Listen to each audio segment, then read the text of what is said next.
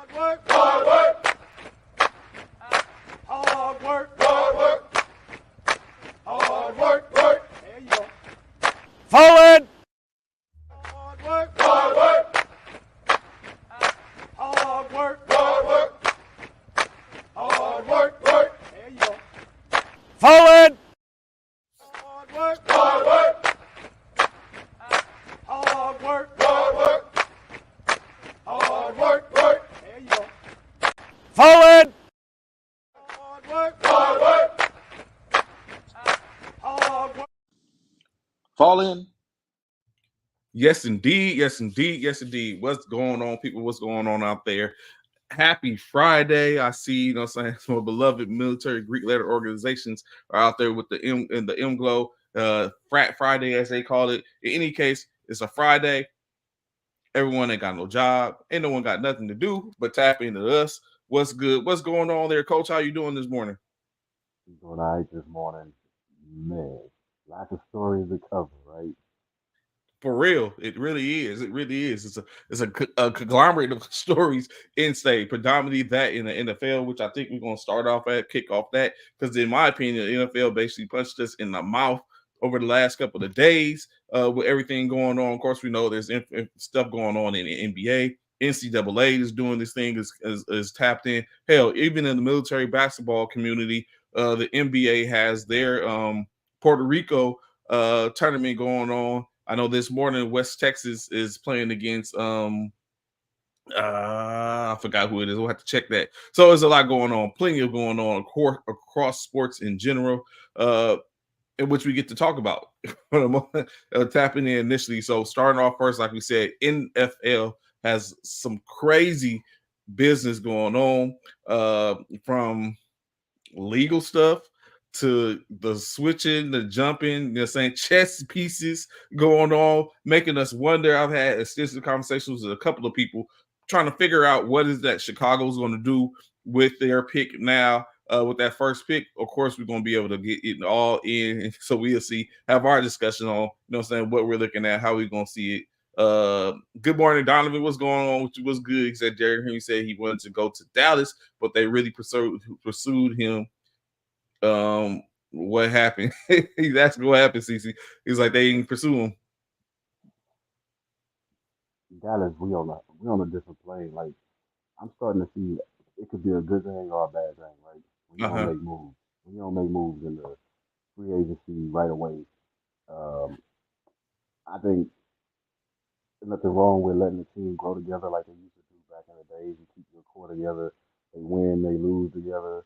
I think it makes you stronger as a team sometimes when you can do that. But I'm not mad that we're not making quote unquote moves because I haven't really seen anybody that we can go crazy about right now that I feel like will make a difference for us.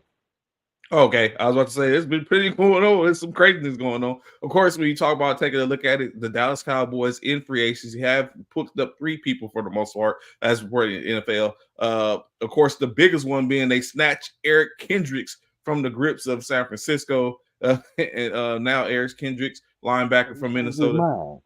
Yeah, he changed his mind. Signed with the Cowboys. I want to rock the star. You know what, Eric? I'm not mad at you. You know what I'm saying? It's like you did what you have to do. Now, is it going to be? I wonder what's the reason for you know what I'm saying, decided to go that route. Could it have been because he felt like he wasn't going to fit in that offense? He had a better opportunity of getting more playing time. I'm very sure they would have made the package. I think it's just plain and simple. Dallas, he could be a star, you know what I'm saying? Like, if he win at his position, who else we got? Vander S. Dunn. We played with I think we made a safety. We converted a safety into a linebacker after Vander S. got hurt. That Bell dude or whatever. He wasn't even a linebacker. So I think Kendrick is an upgrade from what we had. Of course, additionally, you also signed Jordan Lewis to a 1-year deal.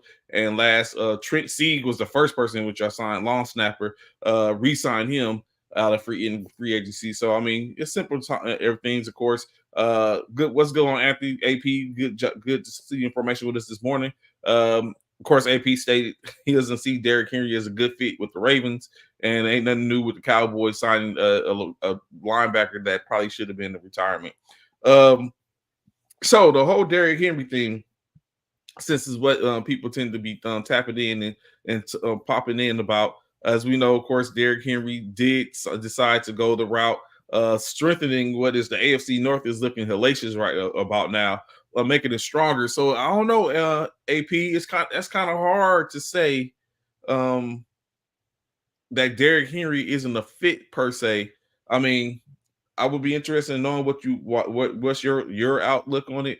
I know for me looking at it, he is, if he's anything of what he was at minimum the last 2 years in Tennessee, minus the injuries, it's going to be problematic because we got to take in consideration when Baltimore had I can't even think of his name right now. Who was the running back for when Baltimore when um when Lamar, huh? They had Gus Edwards. Um, No, when he won his first MVP. I can't even remember. It was the Alabama running back. He's on Fox now doing played in New Orleans. Oh man, I can't think of his name. Oh, Ingram. You talking about Ingram, yeah, Mark Ingram. Mark Ingram. When Mark Ingram was his running back and he won MVP, you know what I'm saying? He was a thumper and he was putting in that work.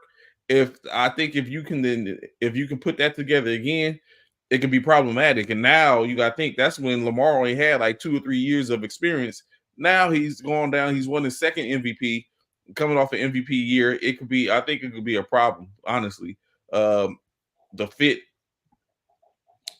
I bet Lamar still have more rushing yards. He just might, of course. I mean, yeah, I don't know. Maybe not. I don't know. It might be a Yeah, 1-2 punch. I don't think that's not gonna matter, man. Derrick Henry in his ninth season or ninth season or whatever he going into, not the same. I think he was second in rushing, people. This is how much running backs count these days. He was second in rushing, and he didn't even have 1,200 yards. Like Christian McCaffrey was up there with 1,400 or something in a 17 game season. I guess that's pretty good, but compared to other eras of running backs, like this is the slackest, and it shows in the money, right?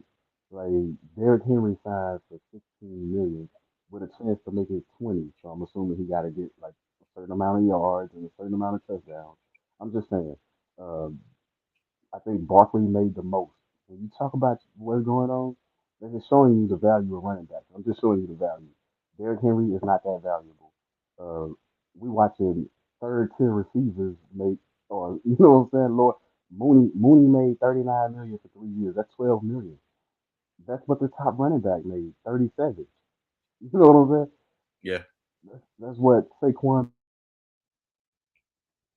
But that's the top running back pay. So it's really not, like I don't put a lot of stock in these running backs. I think you can get a running back second, third, fourth round of the draft that's gonna do the same thing that these running backs doing right now. So of course, so who's the start? He asked the question of who's the running back now in Dallas now that Pollard's gone. As far as I know, Dowdle is he still on the roster, right? Dotto and Bond. But like I said, we got Tony Pollard out of the draft.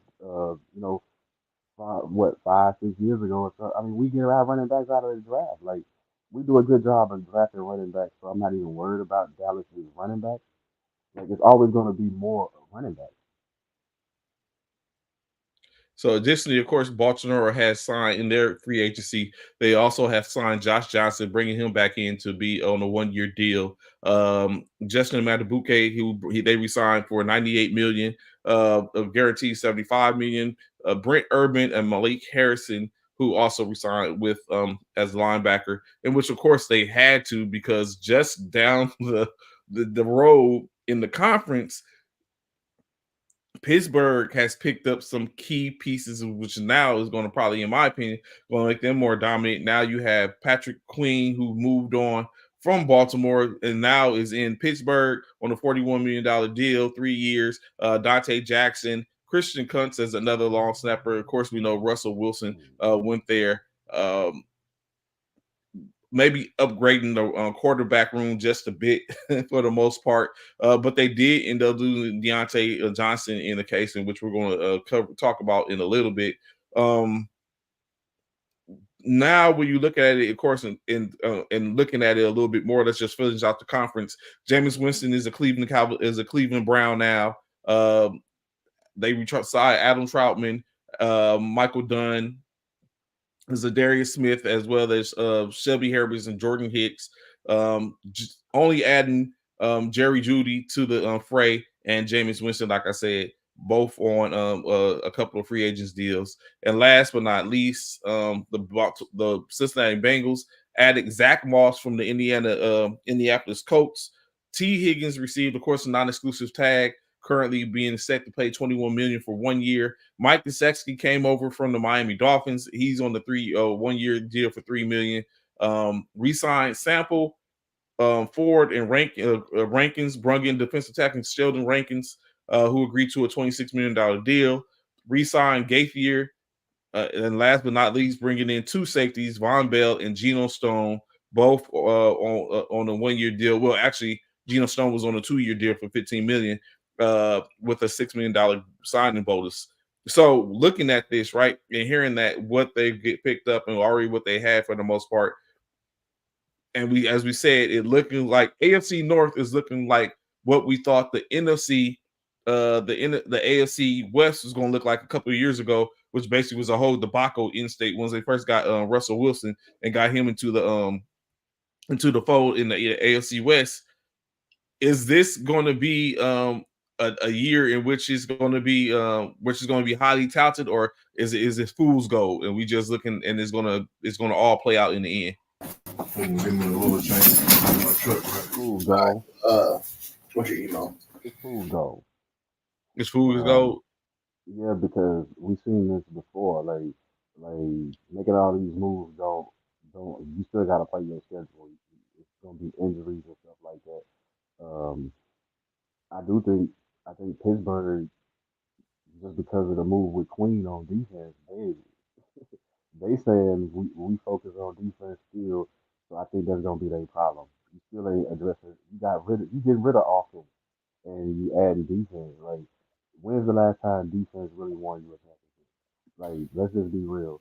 We watching Mahomes win the games at the end of the game, so defenses ain't doing what they're supposed to do. They ain't stopping the opposing team. So I think Pittsburgh, they the same old Pittsburgh. Tomlin got to switch. He ain't switching his game plan yet. You shipped Deontay Johnson. I get it because the dude's effort. We saw his effort on tape last year. We saw it on the national stage a couple times. So I'm not mad at the Johnson move. The Bengals, when Joe Burrow plays, the AFC Championship game are better, right? Like when we look at it, we've really only seen this guy 2.5 seasons.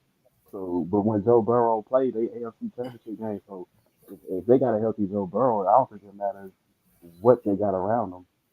What they got around them, they're gonna be dangerous. Because that's all they've proven so far. So of course, speaking of defense, happen to be talking about defense. We of course are honored to welcome Mr. Anthony Bartley in, currently coach, owner of the Cedar Rapids Riverkings out here in Iowa, out in Iowa. Coach, what's good with you? What's going on? Good morning, gentlemen. Good morning.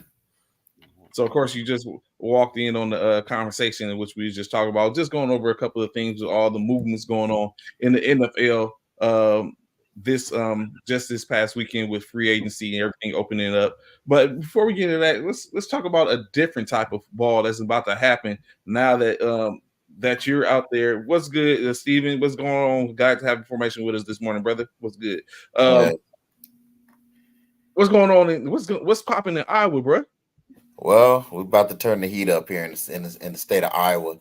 mainly in Okay. the city of Cedar Rapids. We're getting ready for the rebranding, the revamping of the Cedar Rapids Riverkings Okay. professional arena football, and we kick off this Saturday night, 6:30 p.m. at the Alliance Energy Powerhouse Arena. Yeah, Okay. about to I go think there. I think I just what's good, Drake? What's good, bro? Well, how you doing out there in Florida, fam? How's everything going for you? I see you posted. You talk about the turf was getting laid, just so I guess the stadium's getting done up, ready for y'all to get to business. What is the business that you're going to be standing on this year? Oh, we kicking ass and taking names, man. Straight up. Okay. You Okay. know, it's just one of them things. We're focused. We're locked in. Everybody's buying into the system, and we got to make it happen. This So city has never had a championship in professional arena football since its inception. Um, they've had two attempts in the early 2000s, and they both times they've came up short. mm, So I think it's about time, these guys actually got one. But here I have the athletes to do it. My head coach, he's a young guy, very talented. He's just coming off playing. And this is a guy, Darren Clark Jr., who, he's won at the CFL. He's won at the arena level as well. mhm, So, we got somebody with experience. And then, of course, there's myself, hey, I'm a 3-time Hall of Famer. You know, mhm. I got I got enough rings to pass up, Bill Russell and Phil Jackson. So, we about to make some things happen, man. And everybody know pretty much just about every team I touch, I win. So that's all I know is how to win.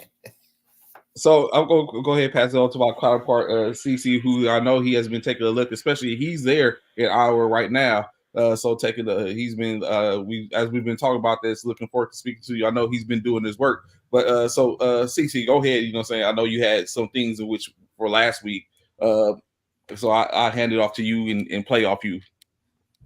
Well, I'm curious to know. You said you rebranded the league. From what I looked up and what I seen on the River Kings, how hard? I just want to know how hard has it been? Has it been hard revamping the team, revamping that city of that town of Cedar Rapids, and bringing bringing awareness to the brand out there. It's very hard, especially when you've come into an area that has previously had arena football in the past. I know going into the previous owners, they started off, but then COVID shut them down. Okay. And they just never had the opportunity to recover, or decided not to want to try to push the issue, and they moved on. A lot, that happened. Nothing we can do about it. The only thing we can do, like I tell the players, we have to come in, we have to restore the faith in the community that this program is real, and that we're out to make history. But when you go into an area where there's been teams in the past, and if they have not finished on good terms, it leaves a bad taste in a lot of people's mouth. So we got to come in and try to sweeten it up, and that's just the reality of arena football. Way Mm-hmm. different than NFL, where you can have a good example, the Rams. Where did they were in St. Louis, then they go down to LA. You know, and mind you, LA already had a team. They had the LA Raiders, who left Oakland to come down to LA. You look at it now, you got the San Diego Chargers who moved down to LA, and you still have the LA Rams. So it's a lot. So you Mm-hmm. look at the markets. LA has been through a lot when it came to professional football.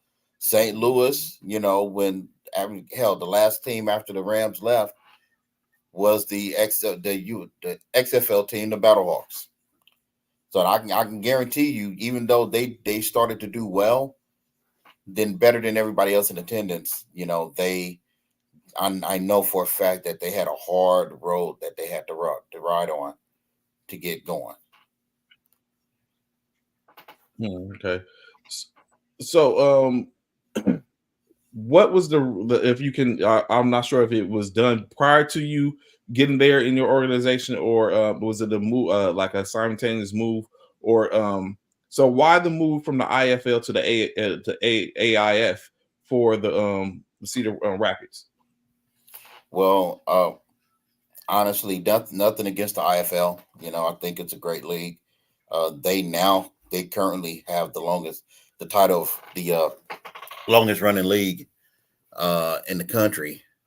But at one point, the AIF had that title before the IFL. But financially, as owners, you know, the AIF is more owner friendly. Okay. You know, it allows us to not have to really operate on a $1.5 million budget. You know, we're not having having to play practically an NFL schedule where you got 16 regular season games and then you have playoffs. You know, after a while, that stuff starts to accumulate. You know, them dollar signs, those numbers get bigger and bigger.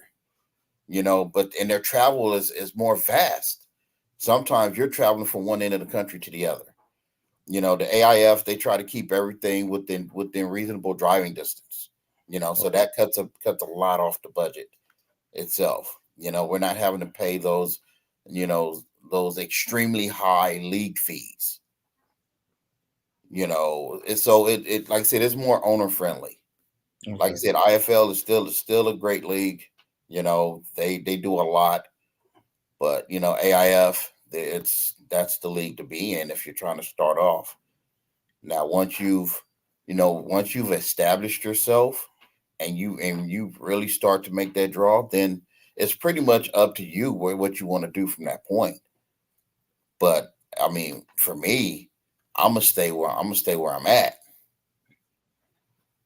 Players just play the same. And that's just you know, on the ownership level. You know, the player as far as the quality of players, you know, and what they make, you know, it is relatively the same. Okay. Like I said, the biggest difference is you're playing double the schedule. You know, it's just it gets real. It gets real. You know, 1.5 in the IFL only lasts you 1 year. 1.5 in the AIF can last you 4 years. Okay, but I mean that's I mean dollars and cents, baby. Guns and butter, Exactly. So another question I have, right? When we last spoke over a case like that, you were hanging them up, but you did say you was probably looking at another venture. So what was the most grabbing for you to leave the AF7 what was it, AF7L, or your last organization where you was at with the pit bosses, and to start this venture with the Cedar Rapids and in the AIF in state, especially when you look at you went out with a winning culture, you exited, you know what I'm saying, on top of the game, winning, and now here you are, especially looking at what Cedar Rapids record has been in the last couple of years. Is it a grab at, you know what, you want to show that you're winning culture? Like, so give us a peek under the hood into that decision.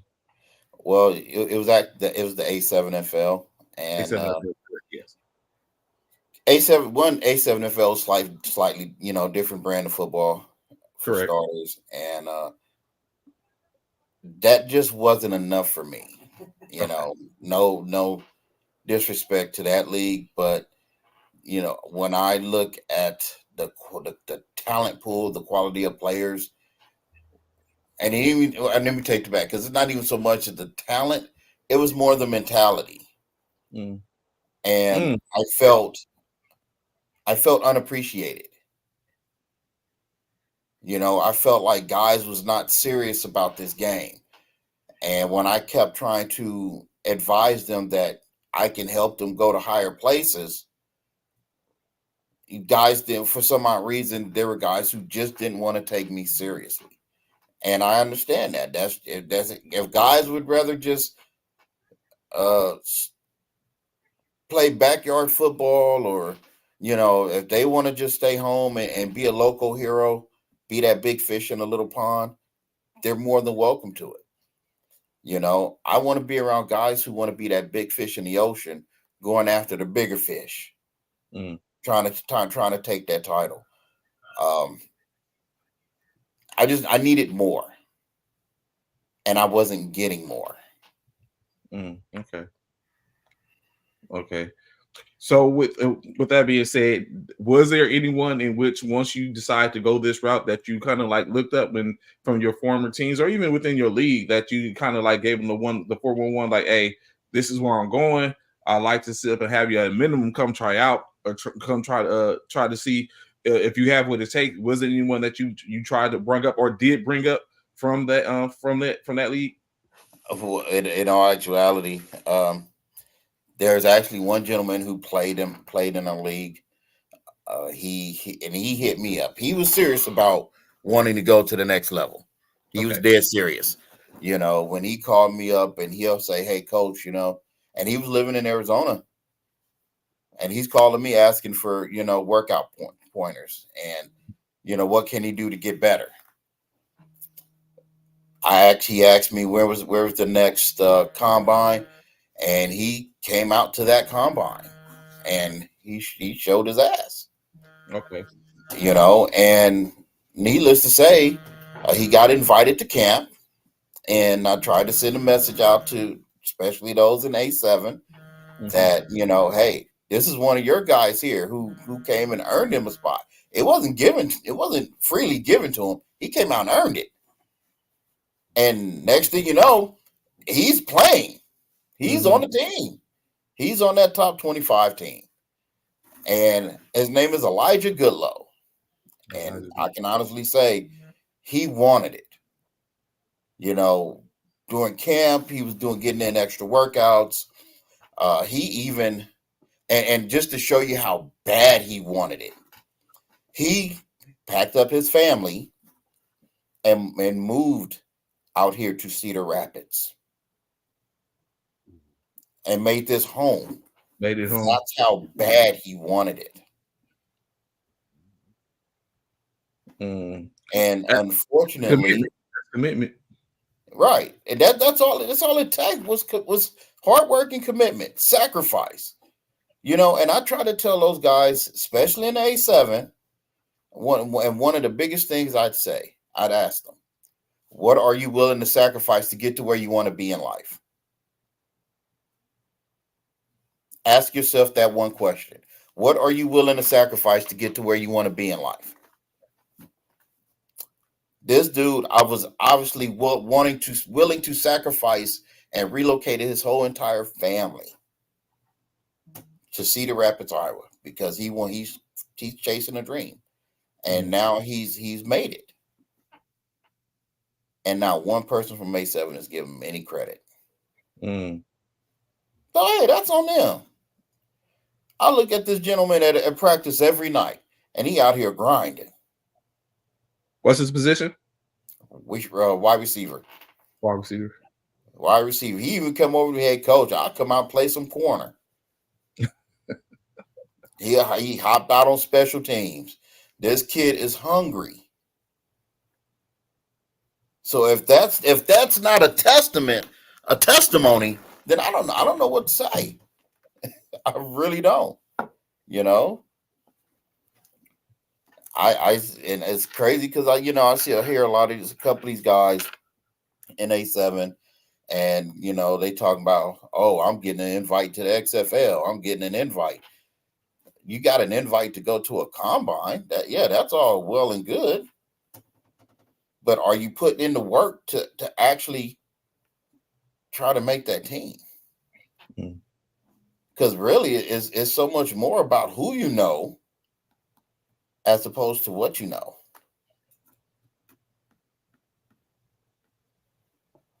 You want to elaborate on that a little bit?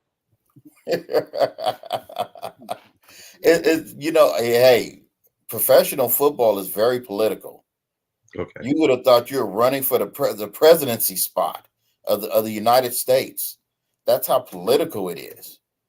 I know, and I'm saying that from experience because I couldn't tell you how many times, like I've put in applications to get into Bill Walsh's coaching academy, trying to get an internship on an NFL team, despite my resume, and I still get overlooked. So it's political. Mm. And if you guys have noticed over the last few years, what have they been doing? They've been integrating women into coaching. And like I said, and I love women in football because I've coached women's football. I've won in coaching women's football. Are they really ready to be out there coaching grown men professionally that have been playing this ball since they were knee high to a grasshopper? That's the question. That's where the politics come in. Not saying that they're not smart enough, but have they really paid their dues? Like what we have to go through just to try to get that spot. Mm. It's political. It is political. Even when I went back after I left NFL Europe and I played in the German American League, I got back stateside and I'm trying to get back. And I was playing semi-pro ball for the Ventura County Cardinals. And my good friend, and because we had the same agent, and he was probably one of the best running backs I've ever worked with. His name was Freddie Bradley.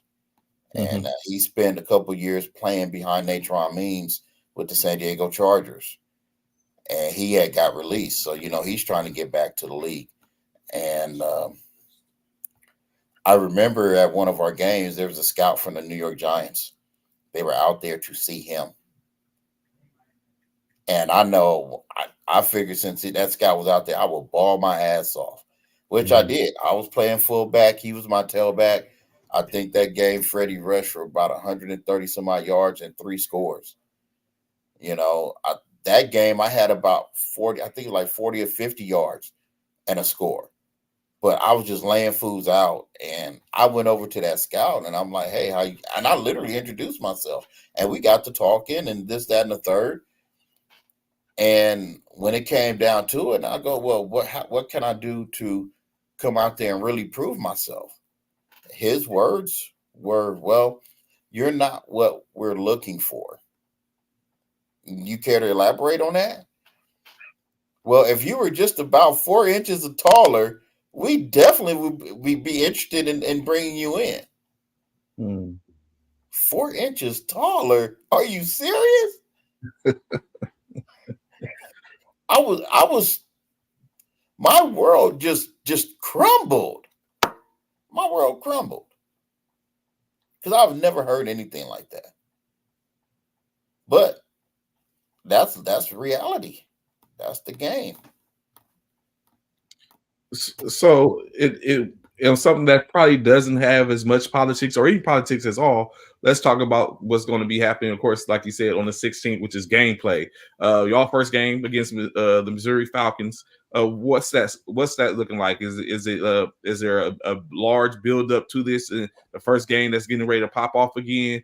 How's the team? What's the temperature of the team right now, and the tempo of the team going into this first game in just a couple of days? I think the city is starting to buy into it. Okay. We've sold a ton of season tickets. We got a majority of all our suites are sold out. We got tailgate party getting ready to gear up. I mean, it's starting to take off. I feel really good about the atmosphere that we're going to be walking into. A lot of these guys are new to this level of football, so they're going to get to feel the excitement, that that whole aura around it. On the field, like I said, these young men are dialed in. They're about as hot as the sun right now. Like I said, I'm running the defense, and I told my guys, if y'all don't want to have to do my push-ups, I better see a goose egg up on that scoreboard on the opposing team. And nobody, if anybody, and you can ask anybody who's ever played ball for me, nobody likes my push-ups. When I tell you I can make 10 push-ups hurt, 10 push-ups will hurt. You will never feel the same ever again. You might even look at a push-up and you might get nauseated. That's how bad them push-ups are. But overall, this team I got here, I got a star DN coming out of Oklahoma State. He actually won a Big Ten championship with Michigan State before he transferred out to Oklahoma State. Won the Liberty Bowl with them a few years back, named Enoch Smith. Mm-hmm. I got ex-NFL defensive end Ricky Neal Jr. He was in with the Minnesota Vikings. Man, shoot, our quarterback Verlon Neal, he's been in the IFL for several years, and he came out of Ohio State. Like I said, I got some guys coming out of some big name programs, and they wasn't just bench warmers. They put up stats. Your linebacker played for Georgia? I got a linebacker coming out of Georgia, Sean McGee. These are some monsters. These are some straight monsters on my defensive side of the ball. And they hungry. They are hungry. So I say I feel bad for the opposing team. And these guys, they've been wanting to hit, and we've been going into practice, and and we've been having to tell them to just hit and wrap and go easy on your team. So they hungry. We've been starving them, rightfully so. That's like putting that raw meat in front of that Rottweiler. Give them a little taste of it, and then they want more. And then you pull it back. You said, "Nah, you just gonna have to sit there and be hungry." So now they want it.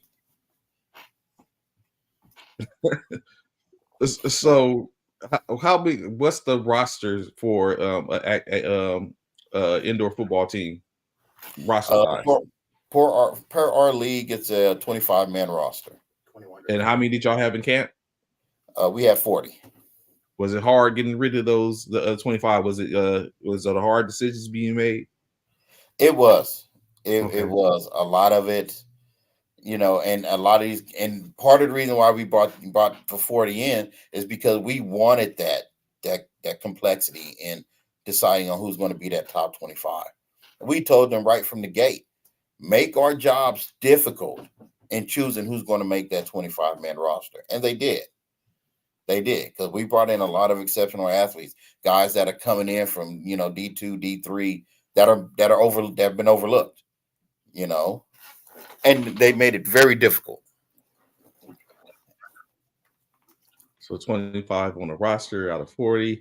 So you talked about largely about the defensive side of the ball, which rightfully so. You're the defensive coordinator. What's the offense looking like? What type of offense will y'all be running? If it's something y'all can be, let us know. I mean, we don't want too much, just in case this happens to get out. Someone be like, "Oh, this is." So what type of defensive scheme are you running first and foremost? Everybody know I'm very aggressive.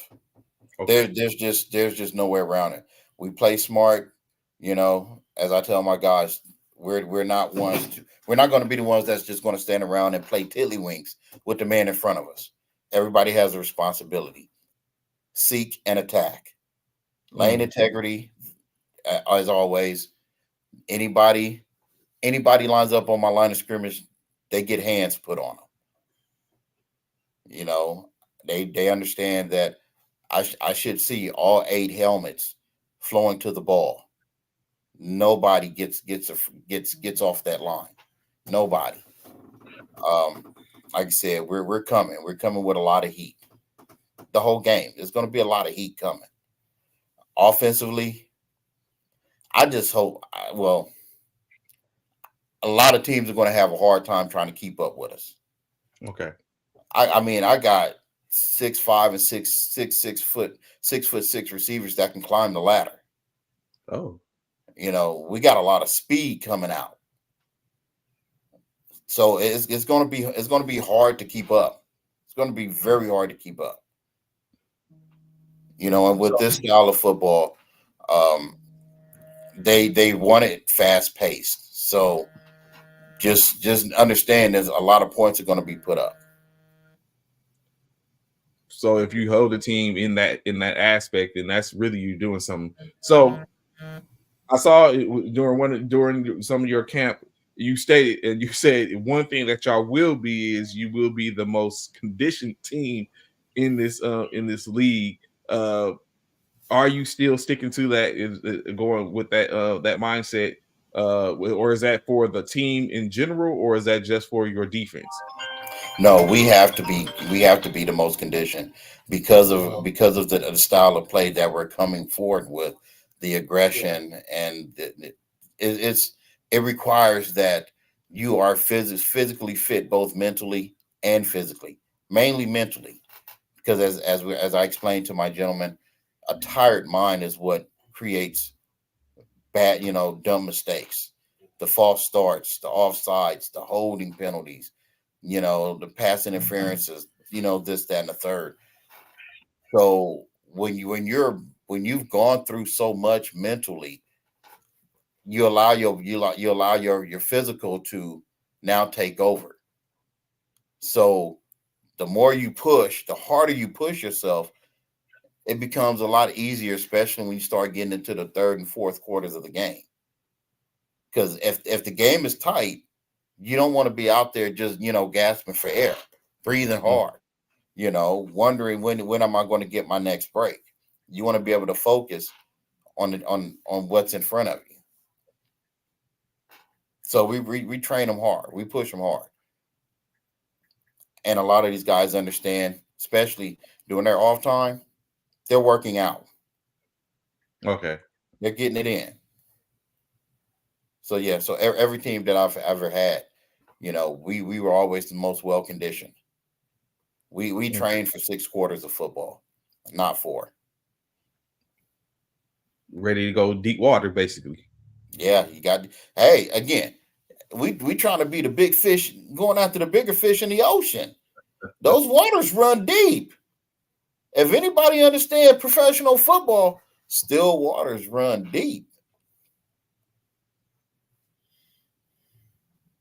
Go ahead, Coach. See, you got something? Yeah, I was gonna say so. Are you seeing are you predicting a championship this year? Your first year? Oh, without question. Your first year? I already got the ring designed. Oh, you designed the ring already. He done designed it into existence, like ready to go. It's already ready to go. All I got to do is just tell the league, hey, this is what I want. Go ahead and send it. So, which is funny. Good question, CC. So, because I was going to ask the question, who is the top dog in the league right now? Like, who are y'all gunning for to sit up and you have to knock off that mountain in order to be able to send your mock to the league and say, hey, you ain't got to work too long. I already got you. I took care of it for you. The top dog is us. We're the only ones who get that knock ourselves off the pedestal. Okay. I don't see anybody remotely, I honestly don't see anybody that can give us a real hard time. Okay. There are a couple teams that might come close, and I'm saying might. A lot of these owners, they talk a lot. They talk big shit. Mm-hmm. But I tell them straight up, you better check reread my resume. Reread my resume and think about what you're saying first. And I just leave it at that. Mm-hmm. So yeah, we coming, and we coming hard.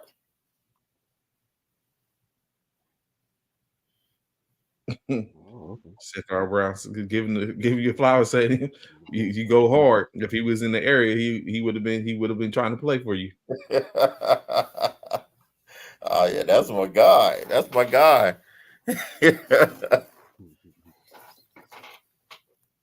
So of course, like you said, y'all are looking at being the top one. Is in you're basically coming for the league. You putting the league on notice. That's what I sound like I'm hearing. You putting the league on notice. Let them know that the Cedar Rapids is where it's at. That is where saying it's time to come, and this time is now. And it first starts off with the Missouri Falcons. Yeah. And how many games in y'all season? We have 9 games total. Okay. So like, and even right now, we're going to be doing a cross league play, which is it's honest. It's never been done within the realm of the AIF. Okay. And like next week we travel to Colorado to play the Colorado Spartans in the National Arena League. Okay. And we're going to be playing by National Arena League rules. Is there a difference in the AIF and the National? Yeah. Arena Oh League? yeah, there are differences. And what they don't understand is now you're dealing with 2 people who have played with under those type of rules already. Okay.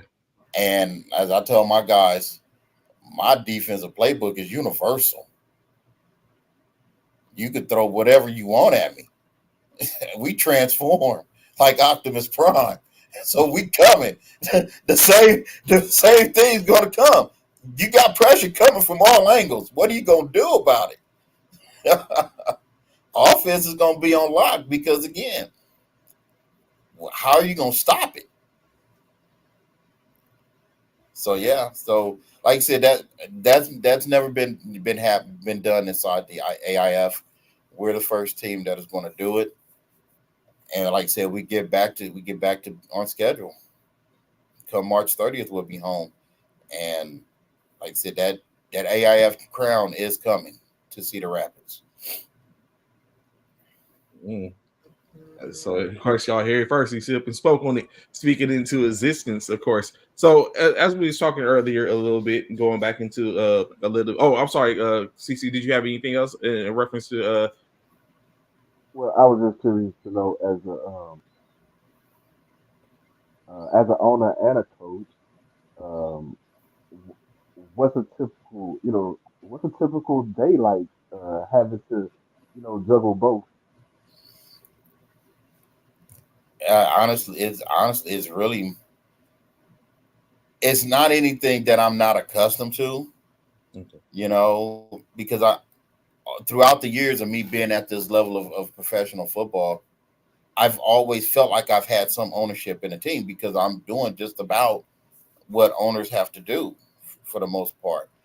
Uh, it was just, a different title. Only difference is now that I'm financially invested in this, as opposed to over the years, it's been more sweat equity. Mm-hmm. But now I got money into this, so I have to help protect my investment. Which that adds a different complexity to it because now you look at you move differently. Yeah, exactly.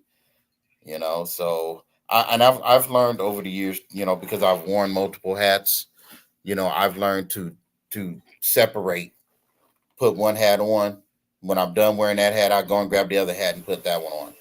When I'm done with that hat, I take it off and I put the other hat on. I'm used to doing it. Well, kings are kings. Uh, what do y'all have in essence of media coverage? Like what's going on with that to getting the word out or to covering or just saying what's popping on that front? Well, we pretty much, like I said, we've got radio going right now. It's been a lot of word of mouth. Social media has been blowing up. Because again, that's the trend now. Social media, our Instagram, our Facebook pages. People are literally messaging us every day. hey, how much are tickets? Can I get suites? What time is kickoff? 'Cause the way we have things set up, I mean, it is amazing. It is amazing. My partner Dominic, I think he and our team president Drake Roach, they've done a fantastic job before I got settled here and helping lay the foundation. Uh, they brought in a gentleman from one of the other areas, Richard Rogers, as well, and these guys have been like really knocking it out the ballpark. So, people coming in and they buy suites, whether it be inclusive or non-inclusive, the inclusive man, that's all you can eat and drink in our suite. You basically getting VIP treatment. You're like up in the suites up inside AT&T Stadium with Jerry Jones, that type of feel. Except you're literally up close and personal on the field of play, and you can actually catch a player that falls in your lap. Mm-hmm. So it brings more excitement to the game. So people want to be a part of the game, and that's what I like about it. So of course, definitely that's something to take a look at, and especially if you're, of course, it's at the right time. NFL is done in the process just before. Of course, we know the UFL is getting going on, so that spring ball is it's right there in the sweet spot. Like I said, a different level, but yet it's still football, still pigskin. I'm very sure still exciting, fast pace. And be able to check that out. Of course, we spoke about 3 indoor arena football leagues in the last 30 minutes or so. So it's out there. It's just a matter of checking out which one you figure is the best. What if you're able to, what does it cost to start to in the AIF to start a franchise roughly? Honestly, to operate in this league, it's safe to say if you have at least 250,000, that's a good start. Okay, That's a good start because, like I said, a lot of your budget goes into, depending on the type of arena deal you have. Then you got to look at your insurances, your general liability, and your workers' comp, and then your payroll. mm-hmm. Those are the biggest things. But the first thing is making sure that venue is secure, and all of your expenses really come in year one because you got to put everything in place. Uniforms, turf, equipment. Like I said, you spend most of your money in your first year. Sometimes you may go over 250,000. Sometimes if you know how to work out deals, and there are a lot of teams that are shutting down. For whatever reasons, you may come off lucky and like we did and get some good turf, get some good dashboard pads. Because again, those are the large expenses. Brand new, you're already out the pocket about 80 to 100 grand just on turf and walls alone. I figured that was gonna happen. That's crazy. Coach CC, anything else before we transition a little bit going back into the NFL? No, I just want to wish you luck on the season. And I guess if I did have a question, would it be be any live streams of games in the near Who future? they play? Yeah, we're actually going to be streaming live on YouTube. So I will actually be putting that out there either today or most likely tomorrow at the latest. Yeah. So everybody will know where they can link in and watch the massacre take place. How far are you from Rapid City, Cedar Rapids, Cornelius? I'm about 3 or 4 hours. I'm in Sioux City, by the way. I'm in Sioux City. I'm about 3 or 4 hours away. Sioux City Bandits Where you territory. play ball at? So going back in, Coach Bartley, and of course going back to CC. What did you think of the NFC, the beginning of the NFL offseason? Yeah, what position offensive line did he play? All I got to say is What is the position offensive I line? have so much disappointment with my 49ers. Oh yeah. I'm just gonna leave it at that because But yeah, we just had two linemen. I knew going into this, if we didn't win it all last season, we were gonna have problems come roster time. Blow it up. Yeah. And this team is about to be seriously dismantled. The first one to leave is Eric Armstead. Well, Eric more about to leave? Well, Eric ain't want to take a pay cut. I mean, he ain't want to restructure his contract. He ain't want to. He was like, y'all. I wonder why. It's because they went out there and they put all this money out there, kind of like what we did in '94 when we had Dion. Put all that money out there, and now you want these guys to take a pay cut? No, these guys don't want to take a pay cut.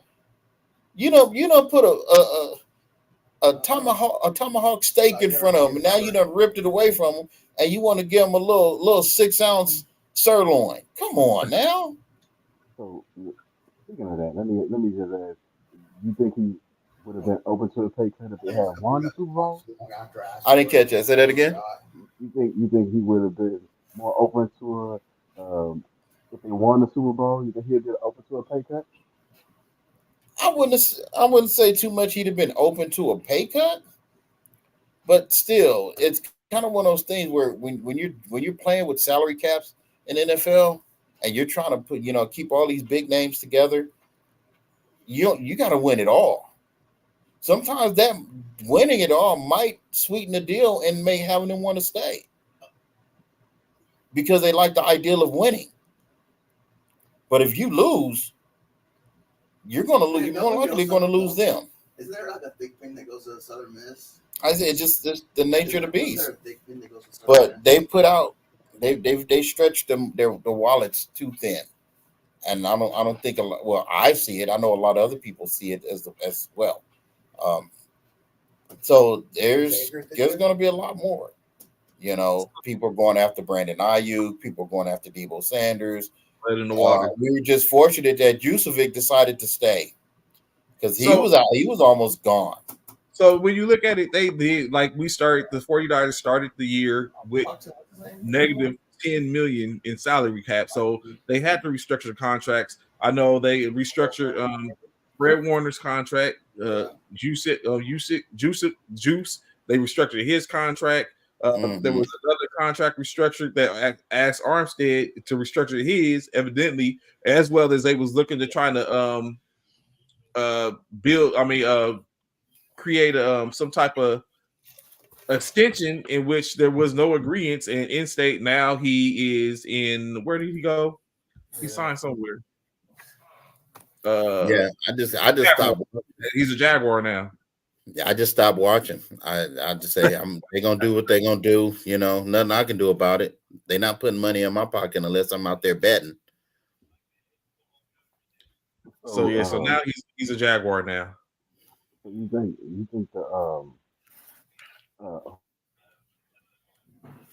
being close to the Chiefs in either NFC or AFC?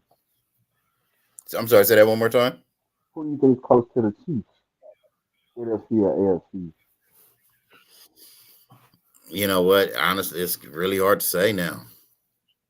It's really hard to say because, like I said, there's so much that's happening, and even with the stuff that's going on behind the scenes, it's really hard to say. 3 years, 2 years. I really couldn't make a judgment until everything has been finalized across the league. And then you just kind of see where everybody ends up, and then you can start making your best predictions. Hello? So now looking at it, of course, in which to add some context to it, Arizona has added Desmond Ridder to their roster. Taking as we know, Kirk Cousins is now in Atlanta, which in my opinion makes Atlanta a dangerous team in the degree. So with that move, Desmond Ridder was traded to Arizona to be behind Kyler Murray for the most part. Then when you look at it, playing musical chairs, Marquise Brown leaves Arizona. Now they have added the speed back in Kansas City as he's a Chief. He did sign a 1-year deal to play with the Chiefs. So a lot of moving and shaking going around, although maybe that's not going to be, in my opinion, Marquise Brown wasn't that, his hands wasn't that nice anyway. So, I mean, it's probably, you just putting him in the same boat as Darius Toney. But in state, you might want him on the squad. That's the beauty of the Chiefs, right? Like, I saw they were signing Mike Williams from used to play with the LA Chargers, right? The Chargers just released, and I was like, he stayed hurt a lot, but it makes sense that the Chiefs would sign guys like that because they got Patrick. They feel like they can win with Patrick Mahomes. I think the Chiefs make that statement every year that hey, we got the best quarterback in the game. As long as our defense is decent, we feel like we can win with whatever pieces are around Patrick Mahomes. True essence of a franchise quarterback, by the way. Well, you know, I hate to even say this. Chiefs got a good thing, and honestly, it doesn't matter at this point who they have on their roster. Andy Reid knows how to win. It's quite simple. He knows how to win. You know, he's been around this league long enough. You know, I know he's taking his bumps and bruises as well, but going as he's heading out, he's going to retire as one of the best coaches in the league, just like Bill Belichick. You know, these guys know how to win. So right now, when you got Mahomes in the backfield calling the shots, yeah, they're going to be a formidable foe. As much as I hate to say it, my 49ers, on the other hand, as long as they have Shanahan, we're going to continue to come up short. Wow. Now you heard that from a 49er fan, Trey. I've said that several times with Trey, and Trey has said that that's totally wrong. But I've said that Shanahan. Hey, I'm just keeping it real. As long as Shanahan is running the show, we're going to continue to come up short because that's been his record. And why do you say that besides his record? Like, what do you see that the 49ers can improve upon coaching? The problem with Shanahan is he buys into the hype too much. Because all these sports announcers are going out there talking about how, he's such a great offensive mastermind, and he take all these pieces of the puzzle and he can put it together, this, that, and the third. Why are we not focusing on the fact that he has not won the big game yet? Yet. What I heard. You know, why is it that whenever it comes to crunch time, we always come up short? You know, what does he like to do? He wants to be that coach that puts the game on the line of his quarterback. You don't have the quarterbacks that can do that. He's not a Patrick Mahomes. He's not what his daddy used to have in Denver with John Elway. He's not Tom Brady. You know, these are just good enough quarterbacks that are good enough that can move the ball, that can make some plays. Yeah. You know, if he'd have stuck to the game plan, you know, you got the best running back in the league, hands down. Why aren't you giving him the ball when it really mattered? You have it's frustrating. It really is. It still sickens me to my stomach because I don't appreciate his style of coaching. So, of course, Donovan asked me as a 49ers fan, do I agree, disagree? So, I believe firmly, as I said, I believe that there was levels right to it, in which the first level was when Brock Purdy was able to get us into the NFC Championship a year before last. This year, he got us into the Super Bowl, in which I taking it that we the position that we were in and everything once said and done. I firmly believe that next year it would be us hoisting our sixth trophy. However, when you start to look at it, it's usually predicated on you coming back. In my opinion, I know CC continues to say differently. I believe defense wins ball games. We didn't come up. We came up short on the defensive end. We didn't win the ball game, but we're not having the same type of defense in which we had we just had this past season. Armstead is gone. We're replacing them with Leonard or something like that. Taking consideration, we still getting ready to go through the draft, in which there might be some gems in there that we're able to pick up. But I do feel like there's a lot of teams getting better or stacking up. I feel like Philadelphia has retooled and they about to trying to make another push. They got better. Swift was a upgrade last year, and here they go. They upgraded on Swift with a Saquon Barkley, presumably, possibly. So, I mean, it's a lot. Is the NFC? I think is going to be how we kind of like carve through the NFC this year. I don't foresee it being like that next year. Of course, we got the situations like he was just talking about earlier, looming over the heads, where you got Baltimore has took a swing at obtaining Debo Samuel, Brandon Ayuk, as people bringing it up and inquiring if they can get Brandon Ayuk.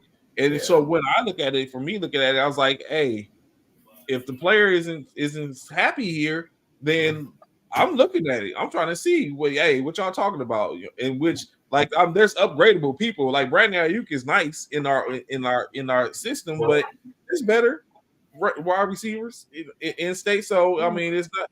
Who would be an upgrade from Ayuk that's on the market right now? I don't see nobody on the market. Well, it's a trade. Whether trading, it would be a trade. Unless you get the right trade, I don't see nobody on the market right now better than Ayuk. Well, you know what? Let me call you right back. All right? At the end of the day, Brandon Ayuk is the best receiver that we have, hands down. You can't afford to lose him. You lose him, you're losing a valuable points. You know, Debo Samuels is another one. You lose him, we're losing valuable points. I mean, if you think about it, anytime Debo went down, we had a hard time moving the ball. You get what I'm saying? So you lose one of them factors, Shanahan. He's like a deer in headlights. What am I going to do? What am I going to do? You know, they need to be focused on trying to keep that roster together. What he shouldn't have done was use Steve Wilkes as a scapegoat and let him go. Because had they won, he'd still have a job with the 49ers. I'm just going to leave that out there. You think so? I'm just going to leave that out there. Everybody know he would. Like, winning cures everything, right? Like I said, granted, I'm not a big fan of Steve Wilkes either. But in the same breath, they've kind of handicapped him. Any other team he's had, he's blitzed more defensively than he did with the 49ers. So without a doubt, he's, as we see been pointed out before on the show, that Steve Wilkes' numbers were in comparison, or in some instances, better than that in which DeMarco Ryans had the previous year. So we did slip and look at it like, why is Steve Wilkes being canned? I personally believe it was just a difference in opinion between him and Shanahan, and with Shanahan like brung him in, and it just didn't work out for them as a chemistry as the OC and the defensive coordinator. Off the coach and the defensive coordinator, which once it was publicized that he was forced to come out the booth, you already knew it was issues and problems.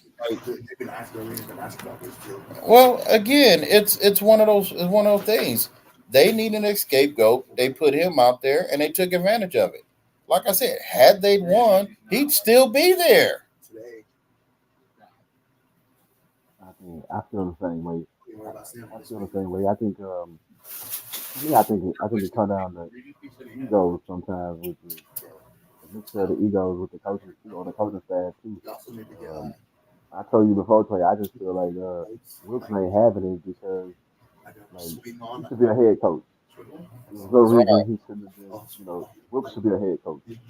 Um, Well, like I said, we'll see what happens. I mean, with the way the NFL likes to play musical coach, you just never know nowadays. so that's what I want to ask you. As a coach, I know you're a coach in a different league, but as a coach, do you think all the swapping of the coaches?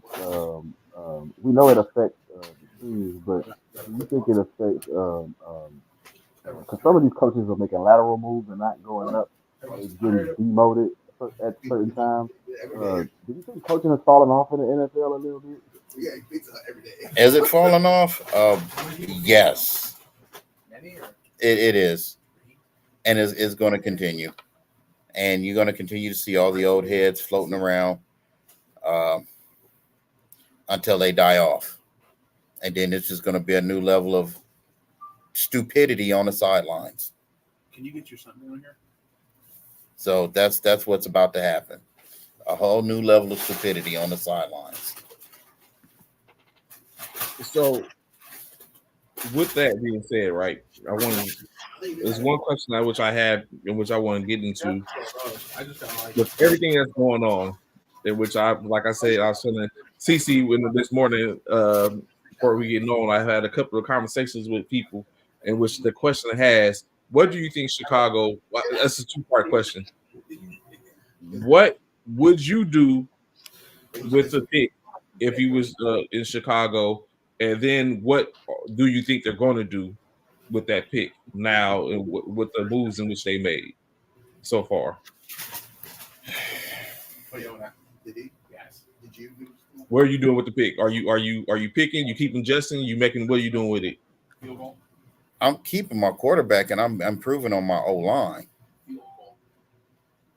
because that's where they were most vulnerable. If you don't beef up the trenches, you can get the best receiver in the world, the best running back in the world. It don't mean jack crap. They're not going to go anywhere. They're not going to do nothing. So if you don't beef up your O line and get better athletes, you just wasting the pick. Mm. Field goal. Yeah. And what do you think they're going to do with it? They're probably going to. They're probably going to try to draft another quarterback.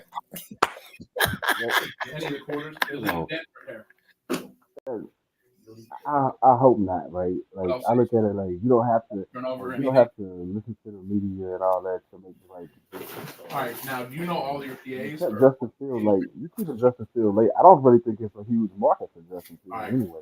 We're gonna go through each of your sheets. You didn't sign anything else. Where would Justin Fields go right now? Anything like third down? Besides be a backup somewhere. Looking at the landscape of the season, I don't see no market for him. Right. So I think they're gonna have to keep Justin Fields, whether they take a quarterback or not in the date. But So you don't have to take a quarterback. Like if you Chicago, you got so many different options other than a quarterback. You got so many other needs. That's just my opinion. They need an offensive line, like you said, but they also need defensive help. They need help in several places. They were not that good, even though they came on a little bit at the end of the season. They were not that good the bulk of the season. So they got a lot of improvement to do. Them go and get these receivers, okay, that's good and all. Mm-hmm. But I still feel like in the past, we've seen teams with the number one pick go a total different route than what everybody. If I'm them, I keep my number one overall pick and take the best player for me. It's just not a quarterback. I don't think Caleb Williams is a good pick. Well, like I said, it's just watch what happens. First pick, they're going to go for a QB. Mark my words. So when I look at it, so when we look at what they've been doing, right? They brought in Brett Ripken. They brought him on a 1-year contract. They brought in DeAndre Swift as a running back.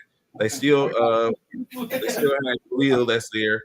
They brought in Keenan Allen in the trade. They brought in I'm sorry, I can bitch about. they already had DJ Moore. And then they bring in some offensive linemen. They brought in Coleman Shelton as a center, Ryan Bates, Jake Colin, and Matt Pryor, offensive linemen. They still have Kimmett. They brought in Gerald Everett from the Chargers. So it looks like they're making some moves offensively, in which I think what I would do is I would keep Justin Fields. And then he plays his prove it year because he's going on his 5th year. He plays a prove it year, and then I will double down. I'm moving that first pick to pick up more. What's crazy? As well as I'm still going to be picking with 2 picks in the first round. So I would double down, move that pick, get me more capital, and still, I mean, it's deep. Even if they were to go with another offensive lineman, that offensive lineman is going to be there, presumably, in my opinion. Or even if they was to go with a different quarterback or someone else, the draft is deep enough to get a later pick at quarterback or wide receiver to basically to go off of. So I think I would move that pick and double down and pick up some more capital potentially, or even this draft or future drafts in state.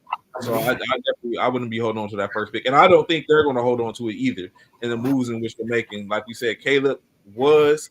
Now you look at it, Arizona doesn't need another quarterback. They just brought in Ritter, so they're not in need of a quarterback. However, New England is. I'm very sure Jacoby Brissett is not their answer to start for Jared Mayo to start off his coaching career.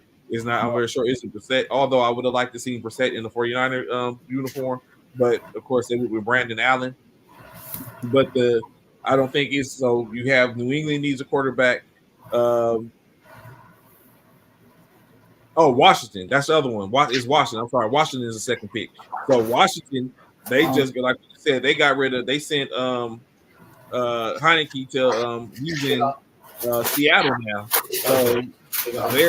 They brought in Mariota. I'm very sure he's not that answer as well. He is prototypical of Caleb Williams, which means they're probably going to make a move. So I foresee that Chicago's going to come off that number 1 pick. Yeah. He was talking over here. Was he talking about the house too? Well, I'll be honest with you. Over here, and the guy was like, "I got to think about it," or something like that. I'm not even going to pay attention to the draft. I am not going to pay attention to any more trading what's going on because, as far as I'm concerned, they are all blowing smoke. Because these GMs don't really know how to put together a real team. These owners don't want to spend the right money. It's all becoming a joke to me. Everybody say they want to win, but they don't know how to win. Just like I said earlier, the sidelines are going to get dumber and dumber as the years go on. All the best coaches are falling out. They're about to retire. And you got these dummies on the sideline who can't coach their way out of a paper bag with 2 holes in it. It just baffles me. You know, you got better coaches coming out of college than what we have in the NFL right now. So I'm not even going to pay attention to any of that stuff because I don't want to get myself upset and all worked up because, you know, I'm still cursed with Shanahan. So I'll ask you this question. You know, Las Vegas being your home. I'm a Cowboy fan, so I know your pain. I had to get over it that we didn't get rid of Mike McCarthy. Right? I had to get over it. We didn't get rid of Mike McCarthy. With Dan Quinn gone, we kept McCarthy and Zach. I couldn't believe it. I asked this question, right? Las Vegas, your home. Gardner Minshew's there now. Garoppolo's out. Is there a preview do you think coming? Wednesday. Wait a minute, hold on 1 second. Yeah. I need your help, brother, because I need to get these over to.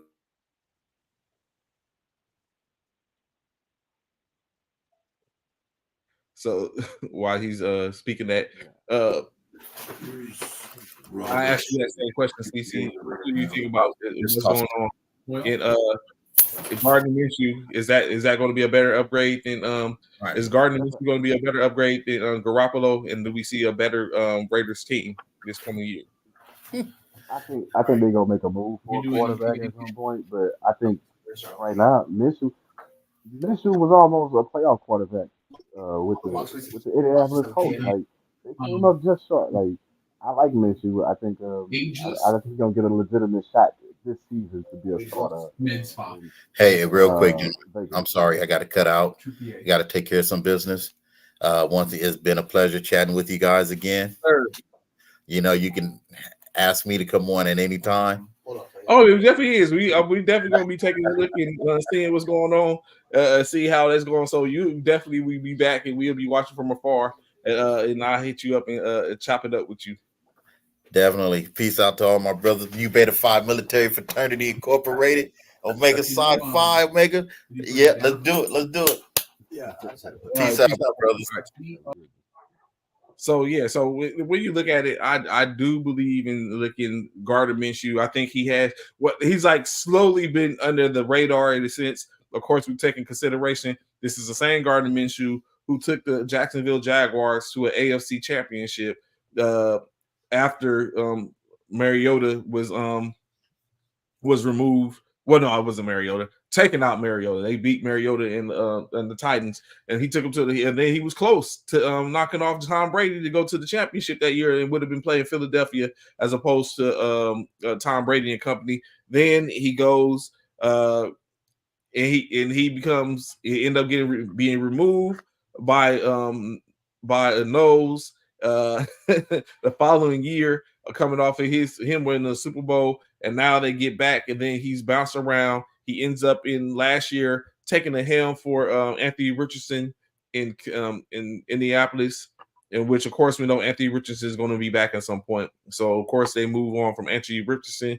and they and Gardner Minshew decides to become a Raider.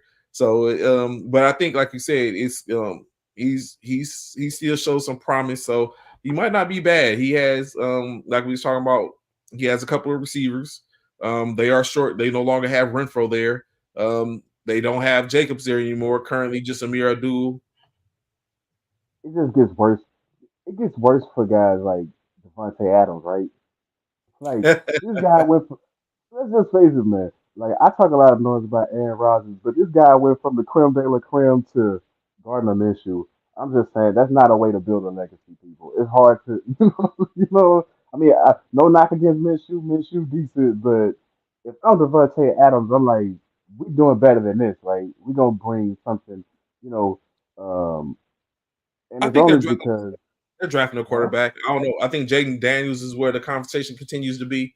I don't know if he makes it to them. But here's the thing: there's no guarantee that New England's gonna take a quarterback. I think by them getting Brissett, they saying that That's what we don't really have to rush and get a quarterback or whatever, right? Um, everybody always talk about this is what's starting to tick me off. This is why I asked the question about coaching. Uh-huh. Everything about these teams is not about which coach is going to coach a player up and make this player better. It's all about the coaching systems right now. Get rid of your systems. You got talent, develop the talent, coach the talent that you have. Like the only team that I've actually it's only the only team I've actually seen do that besides the Chiefs, play to their team or play to their franchise player or whatever is um, the Baltimore Ravens, right? Harbaugh went from a Flacco throwing the ball mentality and running it here and there, having a strong run game, but having a play to they changed their whole system and everything to fit Lamar Jackson, and they still working on it. It is what 4 or 5 years. It will, realistically, what Lamar played, he's finished what 3 seasons. So you know what I'm saying. So if you I'm just saying 5 seasons. He's got 2 MVPs. They switched the system. I don't. I'm sick of hearing about these coaching systems. I think that's the fall off to me is that it's all about these coaches with their systems instead of I got this talent and we're gonna add this and we're gonna do this. You know, actually coaching. You know what I'm saying? Like actually coaching. Additionally, what I was just looking at, Jacksonville, of course, we know traded Mac Jones back up, presumably to back up Trevor Lawrence. They brought in Ernest Johnson from Cleveland. Now he's going to share the backfield with ETN. Gabe Davis was brought in as wide receiver. Eric Armstead is currently now on the defense as well. These teams are really building up. Indianapolis Colts, Joe Flacco, they brought in Trey Sermon, Michael Pittman's re-signed there. He's staying. Kenny Moore, the second, re-signed there. So they continue to have somewhat of the same continuity in which they had. They lost Zach Moss though. They lost Zach Moss. I think They that's gonna lost be Zach huge Moss, for them. yes. But they Zach Moss, Trey Sermon. I don't know. We'll see how Trey Sermon ends up holding up there. Houston, did they get stronger? Joe Mixon trade off Joe Mixon and Singletary as Singletary left and Singletary is now in New York. Joe Mixon leaves Cincinnati and now he's in Houston. Dalton Schultz resigned. Aziz Shair signs. He leaves Tennessee and comes over, and they build up that linebacker core. Daniel Hunt signed. They signed Daniel Hunter. I'm sorry. Desmond King re-signed. Jeff Okuda signed for 1 year, bringing him back. So Houston, I might be building something there. But what I was doing is moving on to New England, as we was talking about. They signed Nathan York. They signed brought Jacoby Brissett back. Jalen Rigger, they resigned. Of course, Hunter Henry, they resigned him. They bring in Austin Hooper because I know they lost Njoku. I'm not Njoku. They lost I can't think of his name, but they lost the tight end. Tyrone Wheatley Jr. re-signed. So they did a lot of re-signing, not too much bringing in any new blood to continue on to be a part of that. Of course, we know they're going to be drafting additionally early. So Jonnu Smith, that's who they lost. Jonnu Smith to Miami. So they bring in, like I said, Austin Hooper into the fray. I guess I don't know. When you look at it, it's going to be it's a lot to unpackage and unravel in state for all these teams and stuff like that. I just And look at it. New England trade has to be the most talentless team in the NFL right now. Like I'm sorry, New England, but y'all have no talent. Like the cupboard is bare. They barely had talent with Devontae Parker and those dudes. Like and they re-signed Kendrick Bourne. I don't know why. That one puzzled me. The Jets, Tyrod Taylor brung in, Javon Kinlaw brung in, which is more of the notable individuals, of course, and then Morgan Moses brought in on the offense as an offensive tackle. Tyrod Taylor, I think, is a good backup. I wish I had got Tyrod or Jacoby in the 49ers uniform to be a backup. But of course, neither one happened. Kinlaw is gone now from the 49 defense. Now he hooks up with his defensive coordinator for a couple of years back with Salah. Do you think these moves helps along with getting Aaron Rodgers back is going to help save Salah? No. And this is why. This is why. Okay. Aaron Rodgers is talked about being the vice president of the United States. So that shows you the circus that's about to go on for the New York Jets. Like it's about to be a circus, right? I mean, season starts at season starts in August, right? Yes. Election time, so it's getting close to election time is November. So that's all you not Jets fans. All y'all gonna be focused on, all the media in New York gonna be focused on is this RFK Jr. talking about if Aaron Rodgers may run with him or not to be his VP candidate. or whatever. So you're gonna hear a lot of that. You're not gonna hear a lot of football, which is gonna hurt them. It's a good move to get Tyrod Taylor because I think he's gonna be starting some games. Um, So being a Dallas Cowboy fan, right? And as we get ready to go through the division right quick, I want to know what you think of these rosters, and do you feel that it's going to be anything to worry about for the most part? In Washington, Marcus Mariota added, Austin Eckler added, Zach Ertz added, Nick Allegretti added, Tyler Bidias added, Dorrance Armstrong edge added, Selden Farrell added, uh, who was Bobby Wagner added, Jeremy Chin added, Brandon McManus added. Does that cause any thing to worry about for you as a Cowboys fan, knowing that y'all didn't do anything to to get better at this particular time? it's the Commanders. No, you just ship Sam Howell. Who's the quarterback? You don't have a quarterback. I They don't got care all the moves you. Who? Marcus Mariota. Exactly. Like I said, who's your quarter? Like you made all those moves. You got a good. You already had a good receiving core in Washington. You had a decent defense. You used to have a good defensive line, but you traded all them, sweated all them dudes. I mean, I'm not worried. I mean, Austin Eckler, good pickup. I think he's a solid back. And anytime you can give love to an undrafted guy that's you know what I'm saying that's doing what Eckler's doing, good job. But man, other than that, what do they really? What do they do? They haven't done it. Like nah. And then you got Dan Quinn as a coach. Remember Dan Quinn as a head coach. The last time you saw him was when? Didn't he lose the Super Bowl? Didn't he blow a 25-point lead in the Super Bowl? Yeah. So no, we ain't worried about you. Show us you learn from that, and then we'll be worried about Philadelphia, as we all know, stated earlier, Saquon Barkley added, Devontae Parker added, uh, Akwon added, Landon Dickerson added, Brandon Graham added, Bryce Huff added, Zach Bond, Okora, and Devin White added, CJ Gardner Johnson added, and then Jake Elliott added. Is there is that where it's going to be at this year between Philly and Dallas? you. No. Yeah, well, Philly don't challenge us. I mean, but Philly had the most talent. Philly's had the most talent in 3, 4 years. The last 3, 4 years, they've had great talent, and they still ain't putting them. We still been swapped. They win the division, we win the division. So I still see us splitting with Philly, no matter who they have over there. Even though we haven't made any moves.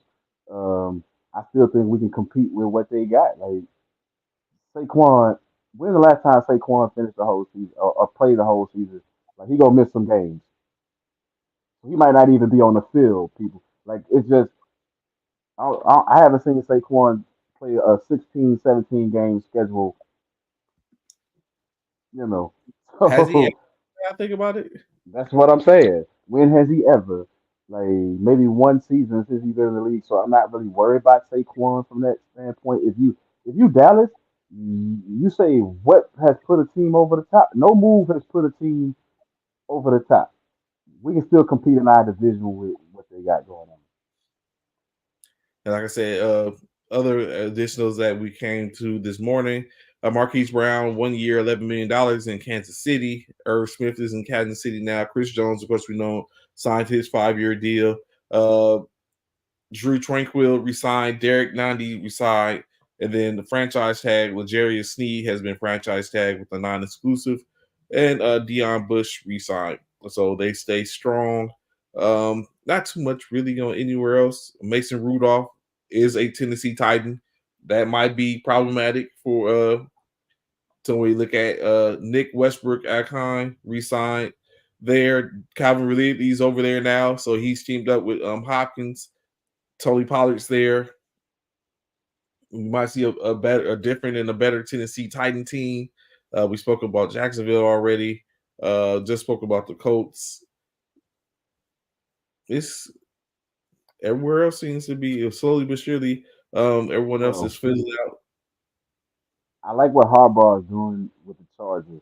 Um, He's making moves too. You're um, right. You know what I'm saying? Let me go I, there. I, I'm I listening. like I like what he's doing. Because In the you're getting rid house. of you're getting rid of some of these salaries. Like they had like one of the highest paid salaries. I mean, but then you by keeping Khalil Mack and Bosa and Bosa restructuring and stuff like that, it's just showing that um, Harbaugh realizing that hey, I can get more out of these defensive players that we have right now. Than the prior regime. You know what I'm saying? By sticking by 'em, and then making the moves on the offense. Like I said, you can always you can find receivers. Like you got some top receivers in this draft. No disrespect to the people that have become first round, top 10 picks. By the way, no, not. But I can get the same thing in the third round, right? Like I can get another Keenan Allen. Everybody's like, yo, Keenan Allen gonna be a big role. No, Keenan Allen caught a lot of first downs. That's pretty much what he did. You can get somebody else to catch first downs. Puka Nakua just proved it. Justin Jefferson before that proved it. I mean, you never know where you're gonna get people in the draft. So I like what the Chargers are doing so far. It's starting to prove already that they want to win. But so true that, but he's basically has dismantled, they have dismantled, well, not just them, because some of the players obviously left in free agency because like Gerald Everett, he left. Um uh but of course they have Parham that's there. But for the most part, they have dismantled the core of what Justin Herbert knew. Both his top receivers are gone. His running back is gone, and you bring in Will Disley and Hayden Hurst, so all his tight ends are gone, and you bring in Gus Edwards as a running back. He's starting fresh at this point. It's a whole new core. He has to go through a whole new learning, and not to mention that what if happens if JJ McCarthy is available and they pick up JJ McCarthy Stop it. or Stop Blake it. Perry. Look. Watch how good Herbert's gonna be this season. This is gonna probably be Herbert's best season, and I'm saying that because we know that this Harbaugh brother is the quarterback whisperer, Yeah. i.e. J.J. McCarthy, i.e. Colin Kaepernick. I mean, you know what I'm saying? Like he got the resume to prove that he can do a thing with quarterbacks. So, and I think what he's saying right now to Justin is that I wasn't got your back. working. Like that Yeah. wasn't working. So we're gonna build this together. We're gonna get us a receiving core. We're gonna get players that fit the style of play that they're going to. It's like I can understand Eckler was probably gonna cost them way too much than what they want to pay for a running back right now. Um, when you can get one cheaper. Um, but I don't see a JJ McCarthy move. But I do see them making some moves to get other pieces. Like they need somebody on the O line. Um, Other than that, they defense, if they just play together instead of individual ball, I think they'll be fine. I think what Harbaugh is doing is going to be great. Like, I'm anxious to see what receivers he goes after. So going back to the NFC South, the Atlanta Falcons continues, in which I'm looking at what their additions are. Like we talked about early, Darnell Mooney was a addition. They also added Rondale Moore, Cordero Hodges. They already have they already have uh Kyle Pitts and Drake London there, along with players like Algier and Robinson. The Atlanta Falcons are looking hellacious on offense right now. Charlie Warner they added from Tampa. Like they went out and did some work. Atlanta's looking Hey, like they're gonna hey, they're like they're gonna be problematic. Trey, I want Kirk Cousins' agent. like Hell, you everybody do. should have a Kirk Cousins. Everybody should have a Kirk Cousins agent. Like I think he's made Kirk Cousins got to be one of the richest uh, NFL players ever, right? In 400 NFL million. history, right? Huh? 400 million. Yeah, but he's gotten 330 something guaranteed. You know what I'm saying? Like you gotta look at the guaranteed money he's already Yeah, the stacked. He's guaranteed like, money. That's All ridiculous, his right? contracts down there, all his contracts have been guaranteed.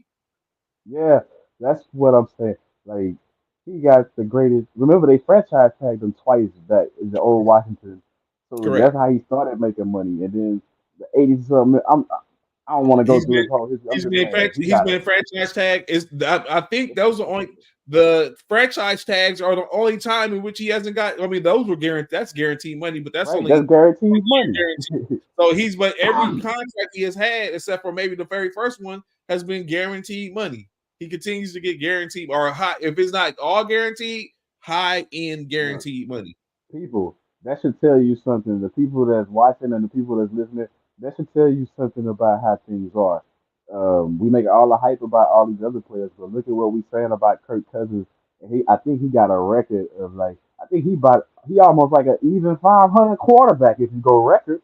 You know, Yeah, I mean, we can he has, go stats, he but has one playoff win.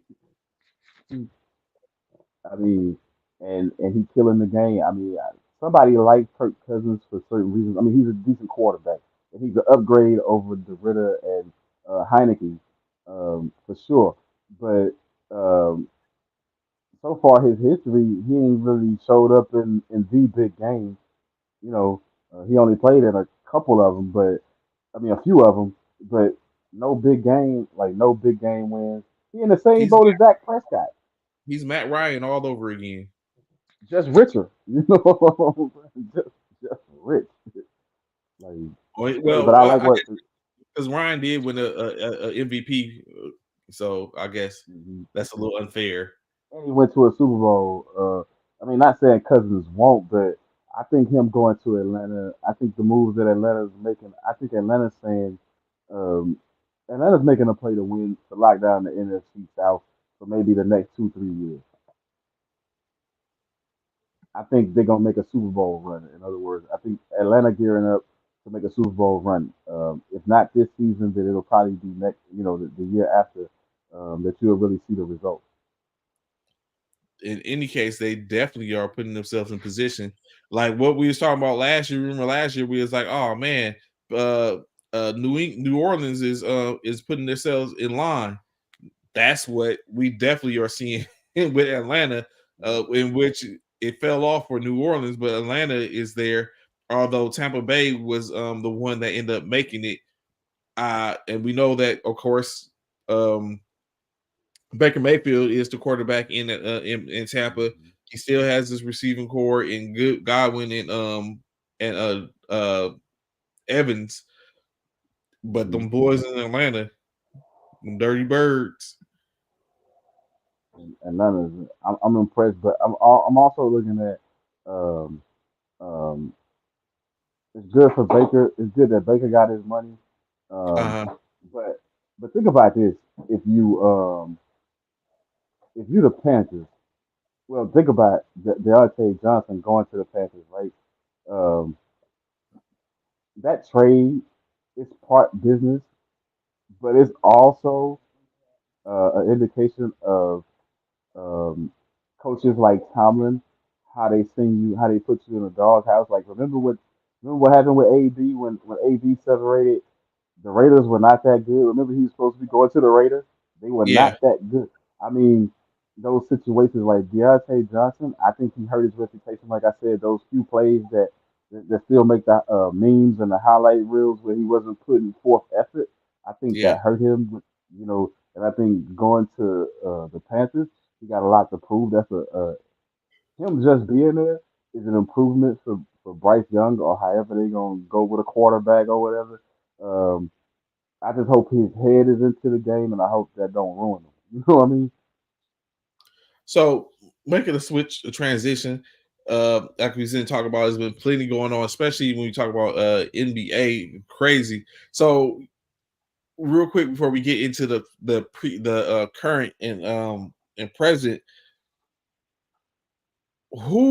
I was watching a short this morning in which it had a discussion in which Coles was discussing and talking, and he was talking about who the hardest person in the NBA is he had to guard. And he brought up one particular name, in which I had to start looking, take a look at. I was like, yo, this person that has got lost in the sauce, he did have an injury that kind of like might have derailed him, but he was a problem at that point. That person is Derrick Rose. Do you think if Derrick Rose didn't have the injury in which he had, and he was able to continue a prosperous career without that injury, do you think any of the point guards now would have been able to handle him, i.e., Kyrie, Steph, what other point guards we got? Darren Fox. No. Maybe Fox at this point because he would be old at this point. He had Same he age at passed this him. point. Yeah. He's still the age, but but no. We know that we missed some prime ball messing with D Rose, and I think unfortunately for Chicago Bull fans, I feel like if D Rose didn't get injured and stuff, they at least got they would have been hung banner number 7 for sure, or maybe even banner number 8. So um, I just but in his prime, no. Steph Curry don't really guard nobody anyway, as far as defensively. Um, um, Kyrie, Kyrie, he can like Debo a little bit of the smaller guards a little bit, but he's not notorious on the defensive end either. You know what I mean? Uh-huh. For playing defense. So yeah, some of those guys now, um, I don't see it. I think D Rose was gonna be one of the greatest. He definitely was problematic for certain teams and certain players.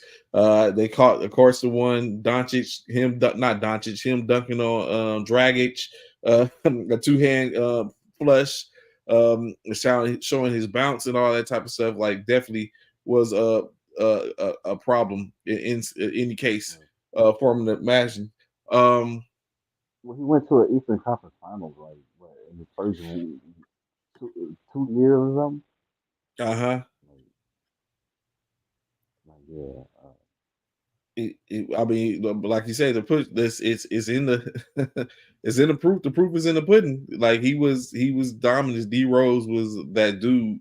He won an In this, MVP. yeah, youngest league MVP. Like he still in business. Puts the respect on his name, of course. We know Cat has had his meniscus surgery, so the evaluation is they evaluate 4 weeks. But at this current point, OKC is still the top dog in the West, sitting with the number 1 seed uh, currently as it stands. Um, do you think OKC falls off? From what I saw last night, I don't think they fall off.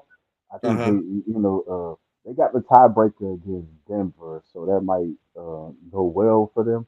But they might, I think they might slack off to try. Slack off. Okay. All these teams. Let's just face it. Once they get to a certain point, I think they got each team on the average got like 15 to 17 games left or something like that, 13 to 17 left or something on the season. So in the players for the playoffs, yes, that we got to deal with all the time. You know what I'm saying? Yeah. So yeah, so I think that'll be the only downfall. Hey, So, I watched them play last night, and I'm gonna say this: I like the mix that they have, but uh-huh. I do agree with that TNT crew, uh, Charles and them when they were saying last night that OKC could be if they the number 1 seed, they could be upset by either the Warriors or the Lakers. That's very true. I mean, I guess I would be there for it. Of course, when we know looking at it, if Detroit was to take an L tonight or Atlanta gets a dub, they are the first team to be eliminated from playoff contention. And we know Boston getting their 50th win has clinched their their ticket to the playoffs already. And that's currently where we're at with any other scenarios for the most part. In the standings, when you look at it, Boston 52-14, they clinched, like we said, top record in the NBA overall, which is potentially giving them a home court advantage throughout the playoffs. In the West, like you say, 46-20 for the OKC. They currently are just have holding the tiebreaker over the Denver Nuggets, coming in the third seed in the West. The Timberwolves at 45-21. The Clippers still hold on to that fourth seed. I don't know how much longer they can hold. The New Orleans Pelicans climbed the standings. Or what are you about to say about the Clippers? I was about to say, I saw that matchup, the T Wolves and the Clippers matchup, right? That would be a good, in my mind, that'd be a good second round matchup, semifinal matchup, or Western Conference Finals matchup. And I'm gonna say Uh-huh. with a healthy Kawhi, because with a healthy Kawhi, the game wasn't even close. Like they were gonna blow the T Wolves off the floor, right? Um, and that's what it looked like when Kawhi was. As soon as Kawhi left the building, they lost a 22-point lead. But Anthony Edwards is becoming my guy, man. Like this dude is relentless. If y'all haven't seen Anthony Edwards play, people watch Anthony Edwards play. This, on the defensive end, he locked down. He'll lock down. In situational defense, I'm going with Anthony Edwards. He'll lock you down. As Paul George, as Norman Powell, as those dudes. I mean, it was him. I think the T Wolves got a good chance this year because of Anthony Edwards. Uh, and he should be like if he not, I Tatum probably gonna be MVP because he on that. They got the best record, but if they don't take Tatum, it's got to be Anthony Edwards. Mm. Of course, additionally, like he's just saying, at the 5 and 6 is the Kings. I mean, the Pelicans and the Kings. Then, of course, currently playing would be the Phoenix Suns will play against the Dallas Mavericks, and then the Los Angeles Lakers will play against the Golden State Warriors. Of course, in the 9-10 part, the winner of that game goes on to play the loser of the first game, and then that determines who becomes the 8th seed. Still just on the outside looking in the play-in, you have the Rockets who have fallen from grace, currently sitting at 11. Utah is at the 12. Memphis is basically But the Rockets only not. 3 games behind y'all, right? The Rockets The 3 games Rockets behind y'all. are correct. The Rockets are wait, hold up, 5, 3, 4.5 games behind us. Okay, okay. Yeah. So they're 4.5 games behind us, which puts them 3.5 games behind the Golden State Warriors. So and then of course already eliminated from contention are the Wizards and San Antonio Spurs, who are No. basically out. Who are Look, basically out. So the Pelicans. Okay, so I've looked at this scenario right here. The Pelicans may just come and steal everybody. They may steal the Thunder.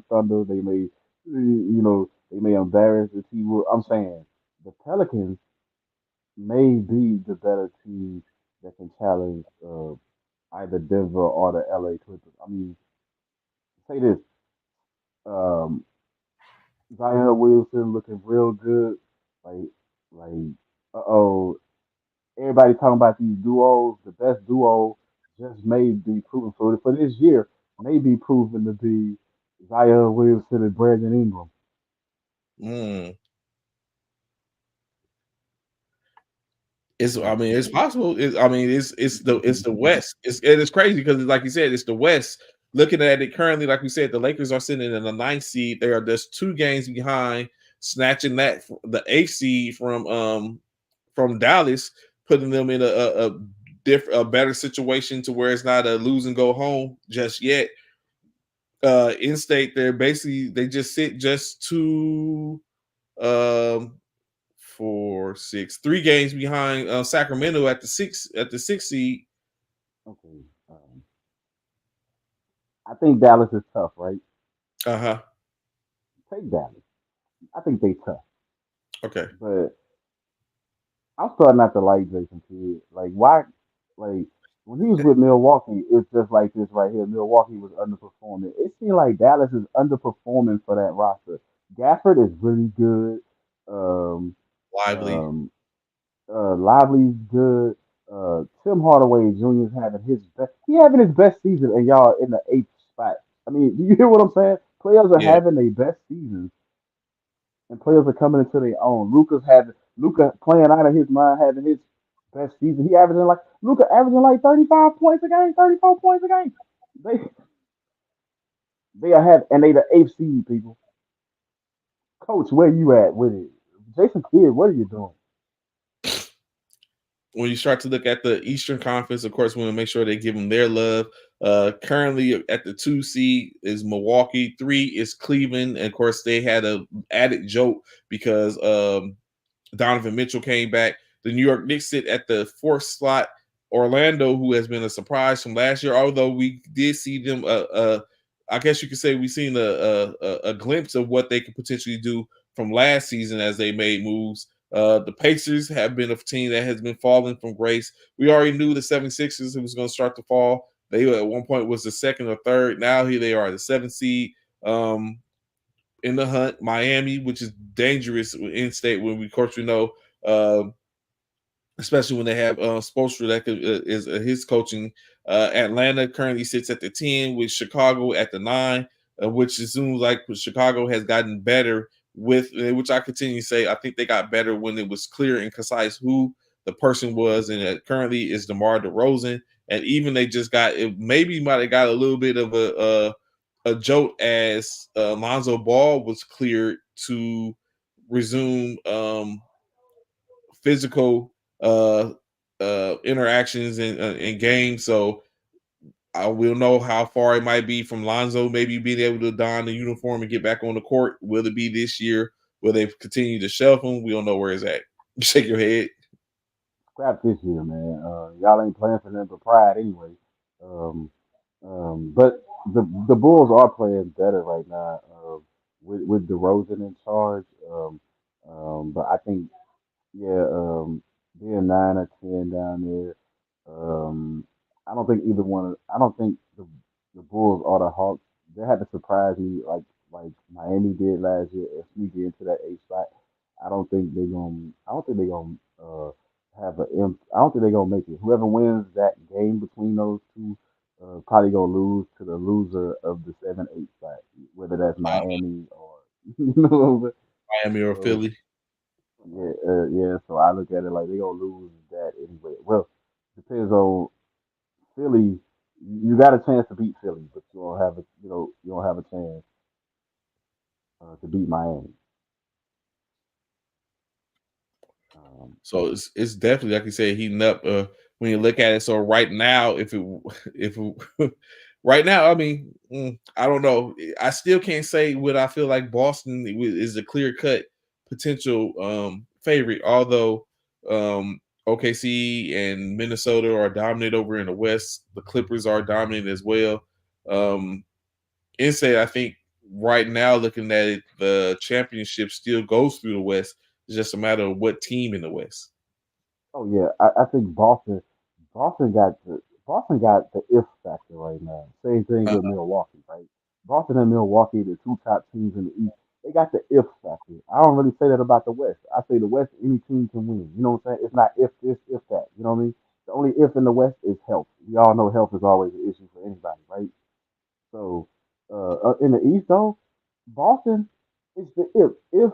If they for the bulk of the season in the playoffs, then they gonna blow everybody out the water. Right? It won't even be close. Like they sweeping rounds if they gonna play like that or whatever. But we know it gets tougher. The defense, the game slow down in the playoffs.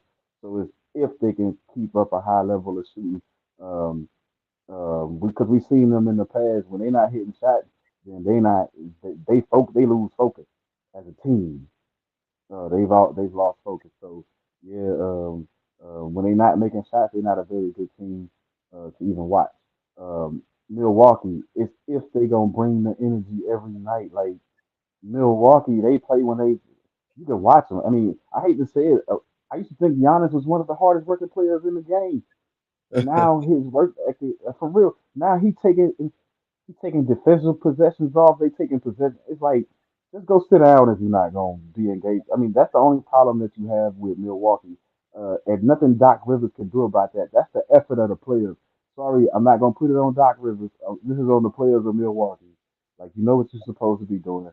Like, all this thinking you're going to be able to turn it on. You you was number one last year. You was number one seed, and you saw that got you sitting at home in the first round. All that thinking you can just turn it on when you want to. I think Giannis and those dudes, they gotta stop playing and they gotta come out. They gotta stop playing games off the court or these mental games or this if we in or not. And they gotta come in and they gotta do what the Celtics doing and dominate the competition. So, of course, getting into the last of it of the show before we get ready to tap out of here. College basketball, as we know, full swing. March Madness just around the corner.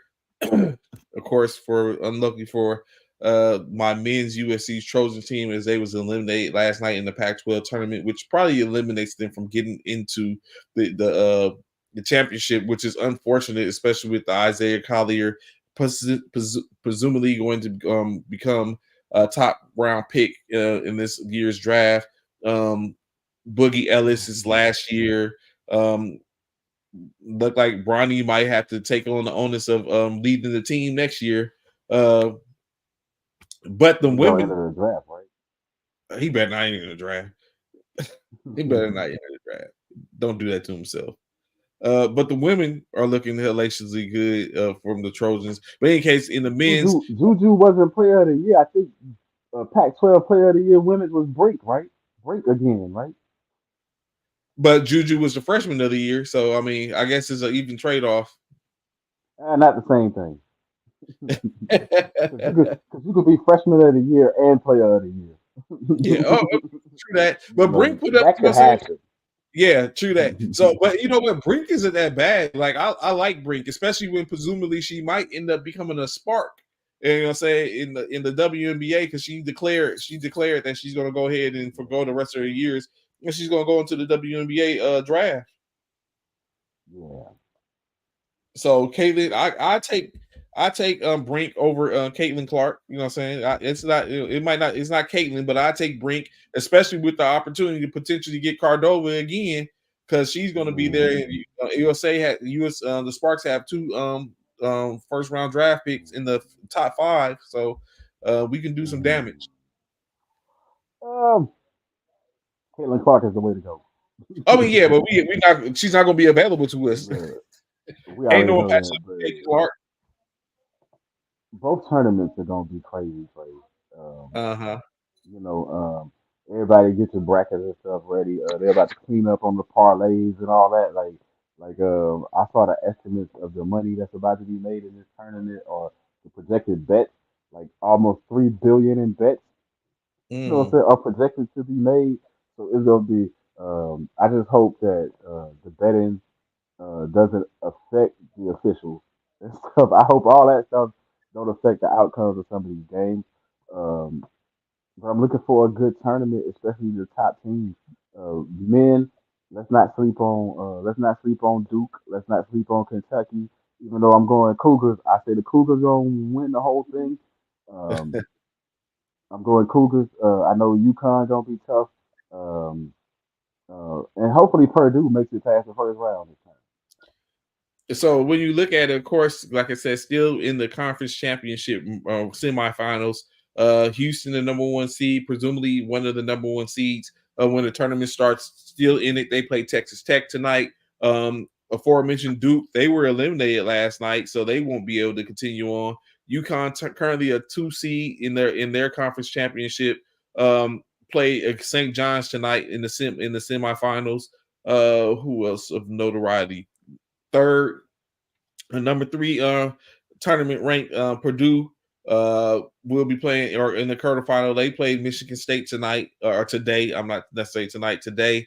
So they have an opportunity to continue on. Tennessee is a 5th seed. Will be playing against the Mississippi State. They're in their quarterfinal. Who else? Who other names? We already know someone that punched their ticket already. McNeese and Will Wade. Go ahead, I'm listening. No, go ahead. Go ahead.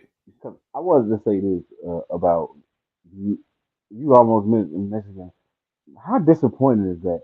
Like, um, I thought Jawan Howard, like, he started off pretty good. You know what I mean? Like, Yeah, this fall off is kind of odd to me with Michigan, considering Jawan Howard. I thought he was setting a precedent that they was going to be a force to be reckoned with in the tournaments for years to come. Um, uh-huh. because they were in the Final Four not long ago, right? So, Yes. uh, and they've been decent, but this year, what a disappointment. It's not looking too good. I foresee, and it's to sit up when you start doing stuff like the first time.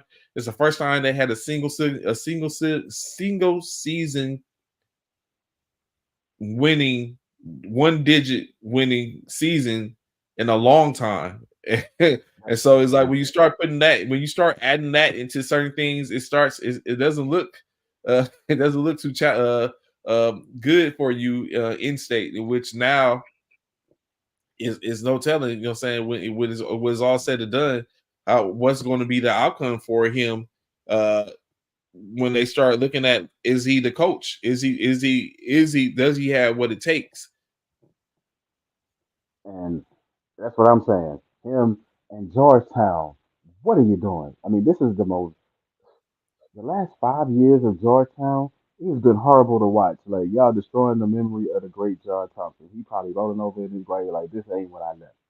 No, this ain't what I left behind. I mean, come on, Georgetown. Tradition says that y'all owe it to put a better product out there.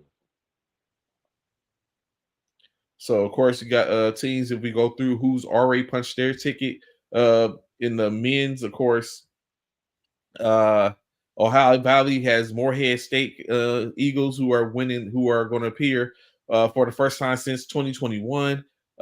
In the Big South, Longwood Lancers make their first appearance since 2022, as they are going to be there. Missouri Valley Conference representative, the Drake Bulldogs, making their second consecutive appearance. The Stetson Hatters out of Atlantic Sun, first tournament appearance ever, as they won over Austin, PA.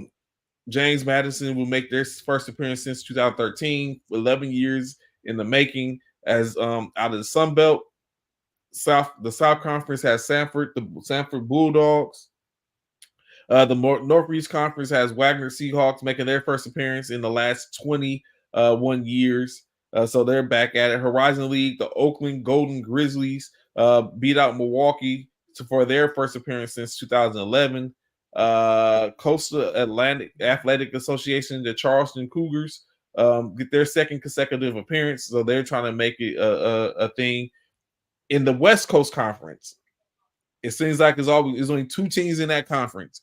And this year is a different team that's going to be a representative, as the St. Mary Gales knocks off the Gonzaga Bulldogs 69-60 for them to make their 13th appearance in the tournament, the third consecutive appearance. It seems like as the Gonzaga has gotten less over the years, it seems like the Gales have been there to pick up the pace, and they're there again. In the Summit League, South Dakota knocks off North Dakota, knocks off Denver uh, to win their conference, in which they'll be making their seventh appearance, their first one since 2022. The McNeese Cowboys out of Lake Charles knocked off Nichols with a 92-76 victory. Will Wade and company basically has been doing damage. The McNeese Cowboys will be making their third appearance, their first since 2020 to 2002. Patriot League, the Colgate Raiders will represent. Big Sky will be the Montana State Bobcats. And then after that, you're basically waiting for the MEAC, the Southwestern Conference, the Big 12, MAC, the Mountain Southwest, Big East, Metro, Mid Atlantic Conference, ACC, Big West, Pac-12, the WAC, Ivy League, Atlantic, the SEC, Big 12, the Big 10, and the American League Conference to finish up their tournaments before we find out who are all the automatic bids, and then the at-larges are to resume. I think we know most of the teams. We won't. I mean, it's going to be a couple of surprises, of course. It always is when it comes to the so quote unquote teams that was on the bubble. But other than that, we already know who the front runners are. We already know who the top teams are. Which I don't even know why sometimes they make you speculate. I think it's only just because they want to see the tournament to see where everybody may finish, where they want to rank teams or whatever. But you pretty much already know who the four number ones are going to be in both the men's and women's tournament. So therefore you pretty much know who probably the number twos are going to be, and then everybody else falls in order. It's going to be what's beautiful about the tournament is that every year is some upsets. Correct. The bracket busters. I just wonder who in the first round gonna bust the bracket this year. You know, last year it was Purdue going home real early. You know what I mean? Like so. This year, like, what number one gonna potentially get upset? So, of course, that's the question. We don't have the answer, but we will have an answer or talk about some stuff again more on Monday. Again, if you're not doing anything, go over, catch the Military Basketball Association in their tournament going on currently right now in Puerto Rico as they have their tournament going on. Like I said, I know this morning West Texas was playing. So be sure to be on the lookout for that. If I have it, I'll make sure to share it to the Facebook page. And then just saying, continue to check out. Got more action going on with college games, NBA games. Going on.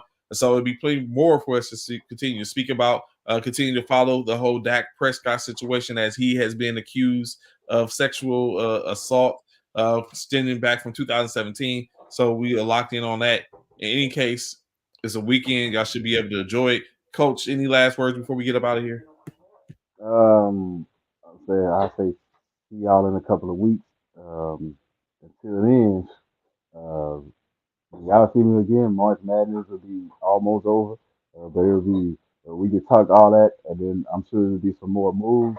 And Cowboy fans, my fellow Cowboy fans, don't panic. Don't panic. Until then, y'all enjoy y'all weekend. I'll holler at y'all Monday. Peace.